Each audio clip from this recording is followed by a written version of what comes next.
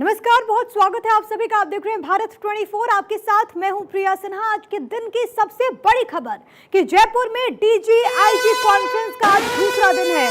Conference में PM Modi, केंद्रीय गृह मंत्री अमित शाह शामिल हैं। 14 विषयों पर चर्चा होगी। कॉन्फ्रेंस में सुरक्षा, देशद्रोह जैसे विषयों पर बात होगी। बॉर्डर सिक्योरिटी, साइबर अटैक पर भी चर्चा होगी। संसद ने हाल ही में पास हुए कानून भी अहम मुद्दा है, जिसको लेकर के इस कॉन्फ्रेंस में चर्चा। पिंक सिटी में डीजीपीआईजी कॉन्फ्रेंस का आयोजन, आज इसका दूसरा दिन है। कई ऐसे महत्वपूर्ण विषयों पर चर्चा होगी। डिंपल शर्मा हमारे साथ, हमारी सहयोगी ग्राउंड जीरो से मौजूद हैं। डिंपल, अभी तक क्या बातें निकल करके सामने आई है? कॉन्फ्रेंस शुरू हो गई?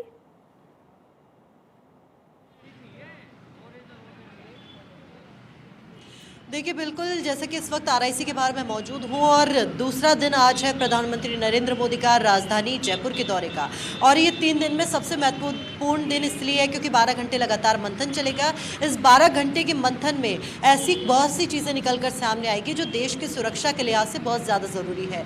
क्योंकि ऐसा कहा जा रहा है कि 12 घंटे के सेशन में जो लंच ब्रेक होगा उसमें 1 to 1 संवाद भी किया जाएगा, जितने भी डीजीआईजी जो भी मौजूद हैं। और उसी के साथ वीसी के माध्यम से 500 पुलिस अधिकारी भी वीसी के माध्यम से जुड़ेंगे ताकि सभी से संवाद किया जा सके। क्योंकि देखिए, एक एक जगह पर जहाँ पर सेंसिटिव क्षेत्र, जहाँ मुद्दे ऐसे हैं जिसको लेकर आगे क्या किया जा सकता है कि और कड़ी सुरक्षा की जाए, लॉ एंड ऑर्डर कैसे बेहतर रूप से कार्य करे, इसको लेकर तमाम व्यवस्थाएं, तमाम सुरक्षा व्यवस्थाएं, चाहे उनको ट्रेनिंग दिए जाए, प्रशिक्षण दिया जाए, लेकिन वो ज़्यादा बेहतर हो सके। कैमरा साथी गिरीश से कहूँगी कि एक बार तस्वीर दिखाएं कि किस तरीके से इस जगह पर मैं जहाँ पर मौजूद हूँ, आरआईसी के बाहर मौजूद हूँ, सुरक्षा की दृष्टि से। क्योंकि देखिए, हाई अलर्ट पर है इस वक्त जयपुर के पुलिसकर्मी भी, क्योंकि खुद प्रधानमंत्री नरेंद्र मोदी इस वक्त यहाँ पर हैं और गृह मंत्री अमित शाह, केंद्रीय गृह मंत्री अमित शाह भी यहाँ पर मौजूद हैं। 98वीं डीजीआईजी कॉन्फ्रेंस में नरेंद्र मोदी हिस्सा ले रहे हैं, कॉन्फ्रेंस की अध्यक्षता करते हैं। और देखिए, जैसे यहाँ पर पहुंचे थे तो उनका स्वागत किया गया था और अमित शाह के साथ जितने सभी एजेंसियों के प्रमुख हैं,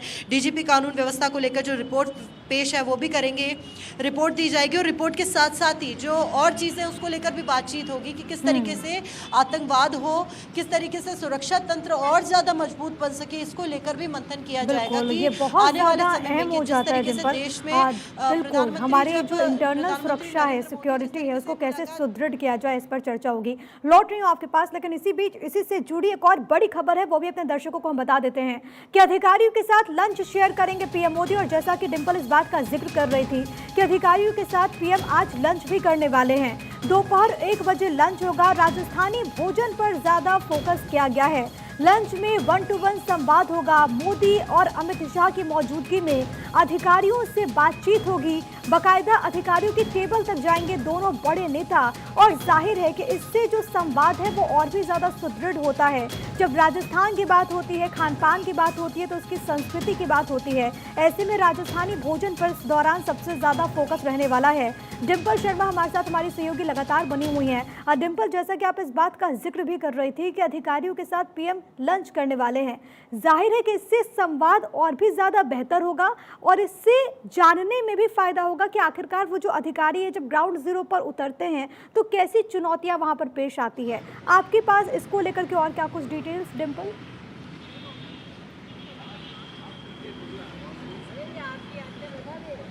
देखिए, बिल्कुल जैसे कि मैंने आपको बताया पहले भी कि जैसे लंच होगा, लंच में ब्रेक में उस वक्त 1 to 1 संवाद किया जाएगा। औपचारिक बात तो होती है, औपचारिक बैठक जब होती है तब उन सभी चीज़ों को लेकर रिपोर्ट पेश की जाएगी। जितने भी डीजी है, पुलिस डीजी हैं, वो उन चीज़ों को पेश करेंगे। क्या रिपोर्ट है, उनके क्षेत्रों की क्या रिपोर्ट है, किस तरीके से आगे सुरक्षा बल को और कैसे बढ़ाया जा सकता है, कहाँ पर बेहतर चीज़ें हो रही है। क्योंकि देखिए, मनोबल बढ़ाना भी ज़रूरी होता है। क्योंकि कल उद्घाटन सत्र में केंद्रीय गृह मंत्री अमित शाह ने किस तरीके से मनोबल बढ़ाने का काम किया था, जहाँ पर बेहतर उत्कृष्ट कार्य हो रहा है, उनको बधाई भी दी थी, अभिवादन किया था। लेकिन जहां पर कोई लूप होल्स है, जहां कमियां हैं, जिसको लेकर, क्योंकि उद्घाटन क्षेत्र में जहां पर परफॉर्मेंस बेहतर रही है उनको लेकर बातचीत की गई, मेडल दिए गए। लेकिन जहां पर कमियां रही हैं, जहां लूप होल्स रहे हैं, उसको लेकर क्या आगे कार्य किया जा सकता है, किस तरीके से आगे कार्य किया, सुरक्षा बल को किस तरीके से आगे बढ़ाया जा सके, प्रोटोकॉल में कहीं कोई किसी तरह की कमी ना आए।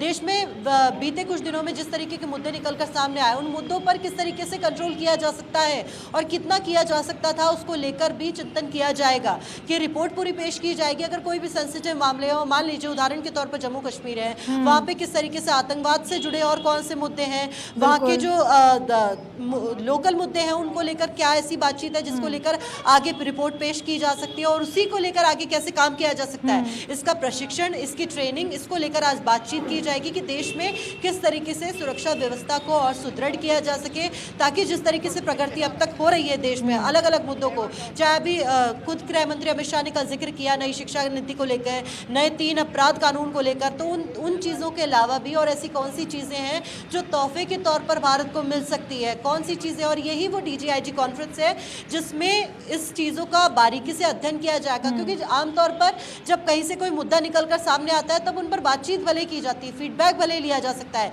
लेकिन बारीकी से उन चीज़ों को समझना, कहाँ कोई सेंसिटिव पॉइंट है, कहाँ कोई लूप होल है जिसको लेकर आगे काम किया जा सके। और प्रधानमंत्री नरेंद्र मोदी, जैसा कि अभी आप कह रही थी डिम्पल, इसी से जुड़ा हुआ एक अपडेट है वो अपने दर्शकों को पहुंचा देते हैं। बड़ी खबर यह है कि हर राज्य के DGP रिपोर्ट रखने वाले हैं, राज्य की कानून व्यवस्था की रिपोर्ट रखेंगे। PM और गृह मंत्री के समक्ष ये रिपोर्ट को रखा जाएगा। रिपोर्ट पर प्रधानमंत्री और गृह मंत्री सवाल पूछ सकते हैं, DGP को देना होगा हर सवाल का जवाब। तो ये एक बड़ी खबर है और इस पूरे कॉन्फ्रेंस में अलग अलग राज्यों के परिदृश्य में जो वहां के DGP हैं वो रिपोर्ट वहां पर देंगे। हमारे साथ डिम्पल लगातार बनी हुई है। डिम्पल, जिस बात का आप जिक्र कर रही थी कि एक रिपोर्ट दी जाएगी और बाकायदा, क्योंकि देखिए अलग अलग राज्यों की अलग अलग चुनौतियां होती है। कई राज्य ऐसे हैं जहां पर नक्सलवाद है, उसको समाप्त करने के लिए लगातार कदम उठाए जाते हैं, तो वहां पर अलग चुनौती है। कई सारे स्टेट्स ऐसे हैं जो कि इंटरनेशनल उनकी सीमा है, तो वहां पर अलग चुनौतियां हैं, राजस्थान जैसे राज्य। तो ऐसे में अगर वहां पर रिपोर्ट रखी जाएगी तो सब पर एक एक करके चर्चा होगी कि कैसे उन चुनौतियों से निपटा जाए।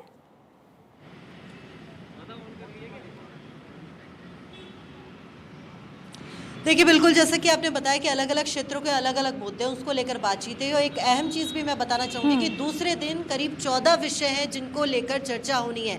इन 14 विषयों में सुरक्षा है, देशद्रोह है, और जो सदन में हाल ही में जो कानून पास हुआ था उसको लेकर है, बॉर्डर सिक्योरिटी है, सामरिक सूचना है, लीक होना, साइबर अटैक सहित कई 14 अहम मुद्दे हैं जिन विषयों पर आज चर्चा होनी है। और इन तमाम मुद्दों को एक तरीके से कंपाइल करके इन पर बातचीत की जाएगी कि किस तरीके से मंथन किया जाएगा कि आगे इसे और कैसे बेहतर किया जा सके।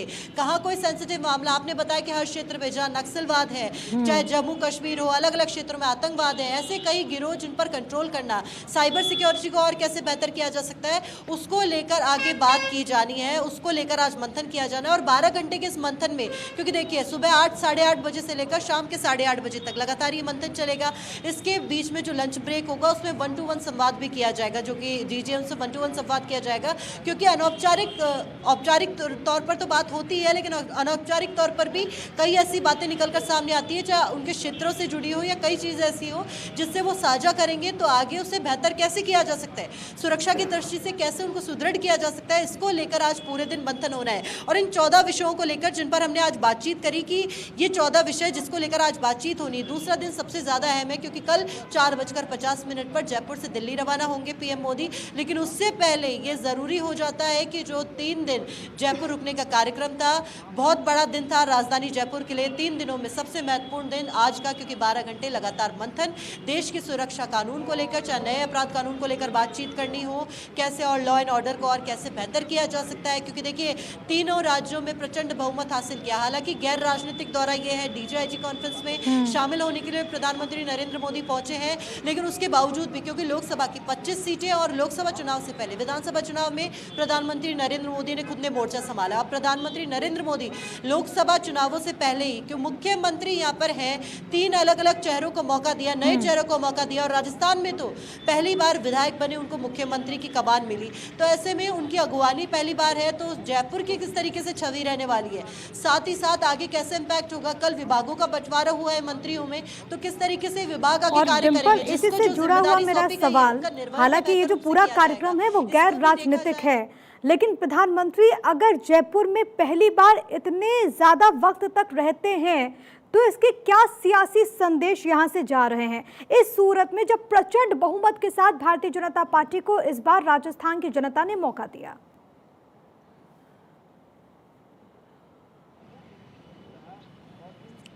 देखिए, यही एक उदाहरण है, या यही कह सकते हैं ये सबसे बड़ा मैसेज है कि इतनी प्रचंड जीत हासिल करने के बाद भी जब ज़रूरी हो जाता है कि अब तो जीत मिल गई तो उतना ज़्यादा ध्यान देने की ज़रूरत नहीं है या उतना ज़्यादा गौर करने की ज़रूरत नहीं है, लेकिन ज़रूरी तब हो जाता है जब आगे लोकसभा चुनाव भी है। गैर राजनीतिक दौरा भले ही हो, लेकिन कल जिस तरीके से भाजपा मुख्यालय प्रधानमंत्री नरेंद्र मोदी पहुंचे, पहली बार कोई प्रधानमंत्री राजस्थान के भाजपा कार्यालय आया, और प्रधानमंत्री के आने के बाद कैसे भाजपा कार्यकर्ताओं में भी उत्साह होता है जब उनके एक तरीके से कहते हैं टीम का जो लीडर है वो जब उनके बीच में पहुंचता है तो कई तरह की बातें की जाती है, फीडबैक लिया जाता है, 1 to 1 बात की जाती है सबसे, और सभी को इस चीज़ का उत्साह भी नजर आता है। जब प्रधानमंत्री नरेंद्र मोदी ने विधानसभा चुनावों में रोड शो किया था तब वो उत्साह आपने देखा होगा कैसे भाजपा के कार्यकर्ताओं में, हालांकि कुछ एक विधायक हैं जो उनसे मुलाकात नहीं कर पाए, वो पहुंच नहीं पाए मुलाकात के लिए, लेकिन जिनसे भी मुलाकात हुई एक सुखद मुलाकात हुई, साथ ही साथ एक सुशासन का संदेश भी दिया प्रधानमंत्री नरेंद्र मोदी ने, क्योंकि अगले 5 साल किस तरीके से काम करना है, क्योंकि 20 मंत्री ऐसे हैं जो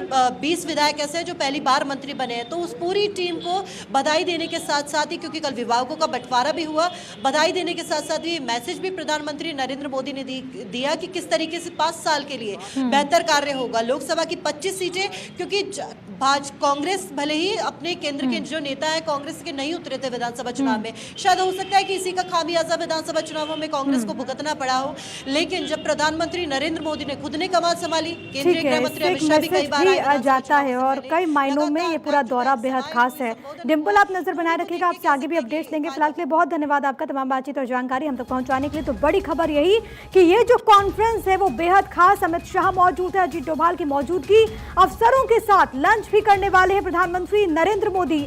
RIC में DG-IG की कॉन्फ्रेंस जो कि लगातार चल रही है, अलग अलग सत्र हैं जिसमें कई विषयों पर चर्चा, सुरक्षा, देशद्रोह, बॉर्डर सिक्योरिटी जैसे विषयों पर चर्चा, और 12 घंटे PM मोदी इस कार्यक्रम में रहेंगे। साइबर अटैक, सामरिक सूचना लीक होना, सदन में पास हुए कानून, ये तमाम ऐसे विषय जिस पर सेशंस का आयोजन, और जो बड़ी बात है वो ये कि 1 to 1 अधिकारियों से PM खुद बात करने वाले हैं। जब लंच का आयोजन होगा तो उस दौरान PM और केंद्रीय गृह मंत्री अमित शाह वहां पर मौजूद तमाम जो अधिकारी हैं उनसे चर्चा करेंगे, उनके टेबल्स पर जाएंगे और ये जानेंगे कि आखिरकार उनके राज्य की स्थिति क्या कुछ है। इसके अलावा क्योंकि रिपोर्ट भी तमाम DGP वहां पर पेश करने वाले हैं, इस रिपोर्ट के बाद आगे क्या फैसला होगा उस पर भी रहेगी भारत 24 की नजर। और इस बीच भोपाल से बड़ी खबर